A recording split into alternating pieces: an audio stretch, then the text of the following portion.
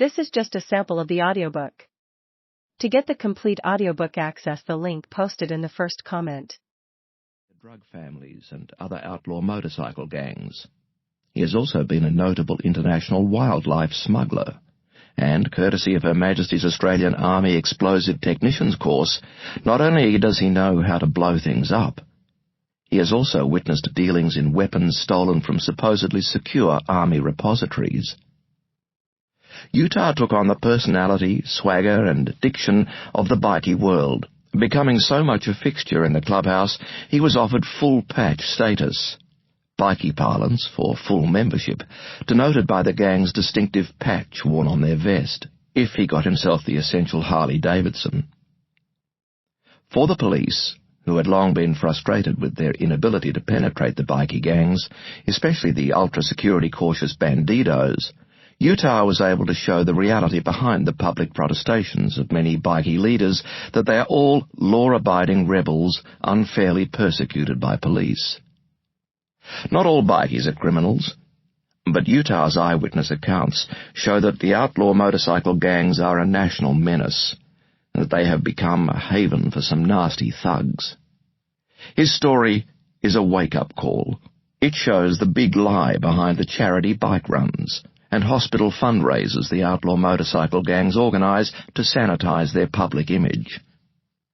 Utah's recordings and detailed reports to police showed them just how involved many senior bikies are in extensive organised crime both in Australia and overseas. And, in an act that he believes was partly his undoing, he also fingered corrupt police who enjoyed the illicit and often salacious entertainment in gang clubhouses, the strippers and the prostitutes, and who all too often tipped off bikie leaders to forthcoming raids. When we first listened to Utah's colourful account down a crackling phone line from the other side of the world, his story seemed preposterous. It all sounded too lurid, too cartoon-like to be true. The extraordinary failures and questionable decisions by state and federal police agencies seemed too ridiculous to be believable. But with even initial cursory inquiries, his tale began checking out. Court files showed Utah really had been charged with murder, and that those charges had inexplicably been dropped. It was clear he must indeed have known something very valuable for police to make such calls. Then there was a road trip to meet a well-respected Queensland lawyer, who, an intermediary had said, would brief us on Utah's bona fides, a man who had witnessed Utah's negotiations with police from 3 different agencies. He refused to talk about his client on the phone, and we met in the crowded bar restaurant of a local country pub, where his office staff were farewelling a colleague. Pushing a package of computer disks and documents across the table, he was clearly relieved to get them out of his office. Utah had authorized him to pass them on.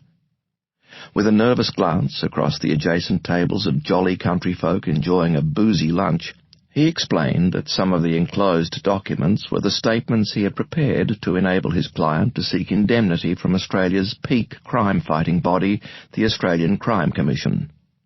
The crimes they detailed were, he explained, so horrific that he had not wanted his office staff to know anything about them, because he feared the risk to them if they did. Quote, "I don't want my name associated with this fellow at all. I've checked him out as best I can. He's the real deal. I think he did what he says he did. And I warn you, he has been involved with some very dangerous people." Unquote. He is a decent man, and as we shook hands on the street, he told us he felt Utah's case raised major concerns in relation to just how serious police agencies are about combating the organised crime menace in outlaw motorcycle gangs. He had seen it before, and it would happen again, he warned, if nothing was done to change the system that handles the crims who turn. We'd driven back to Brisbane, and then boarded a plane to Sydney, with the documents burning a hole in the briefcase, too wary of peeks from fellow plane passengers to attempt to read them on the crowded plane. When we did finally read them, what they detailed was chilling. But even more disturbing were the alleged failures by police agencies. The evidence suggested that Utah had been one of Australia's most important moles inside